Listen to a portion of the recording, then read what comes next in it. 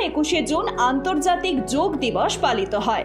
ভারতের ইতিহাস ও সংস্কৃতির সঙ্গে ওতপ্রোতভাবে জড়িত রয়েছে যোগাসন। সুস্থ থাকতে বিশেষজ্ঞরাও নিয়মিত যোগাসন করার পরামর্শ দেন। দিবসটি উদযাপনের মূল উদ্দেশ্য যোগ ব্যায়ামের উপকারিতা সম্পর্কে সচেতনতা বাড়িয়ে তোলা।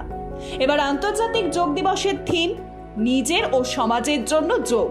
যোগ শব্দটি সংস্কৃত থেকে এসেছে, যার অর্থ যোগ দেওয়া বা একত্রিত হওয়া।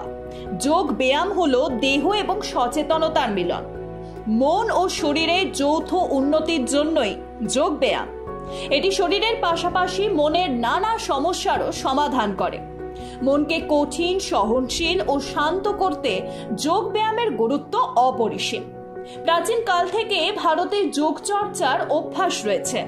সেই ঐতিহ্যের কথা বিবেচনা করেই যোগ ব্যায়ামকে গুরুত্ব দিয়ে একটি আন্তর্জাতিক দিন উদযাপনের সিদ্ধান্ত নেওয়া হয়েছিল। 2014 সালে প্রথমবারের জন্য দিল্লির মসনদে বসেন প্রধানমন্ত্রী নরেন্দ্র মোদী। ওই বছরের সেপ্টেম্বর মাসে তাকে রাষ্ট্রসংঘে বক্তৃতা দিতে আহ্বান জানানো হয়েছিল। সেখানে আন্তর্জাতিক যোগ দিবসের প্রসঙ্গ উত্থাপন করেন তিনি। যোগ ব্যায়ামের বিভিন্ন সুফলের কথা তুলে ধরেছিলেন। এরপর যোগ ব্যায়াম নিয়ে মানুষের মধ্যে সচেতনতা প্রচারের জন্য একটি বিশেষ দিন নির্ধারণের কথাও তিনি বলেন।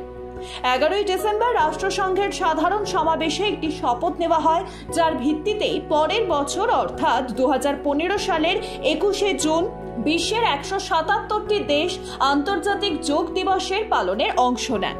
সেই থেকেই আন্তর্জাতিক যোগ দিবসের উদযাপন শুরু। এছাড়াও 21শে জুন যোগ দিবস পালনের বিশেষ কারণ হলো এই দিনে উত্তর গোলার্ধে সূর্য কর্কট ক্রান্তি রেখার উপর উলম্বভাবে আলো ফেলে। উত্তর গোলার্ধের এই দীর্ঘতম দিনটিকে উত্তরায়ণের শেষ দিন বলে। Bureau report, Ritam Bangla.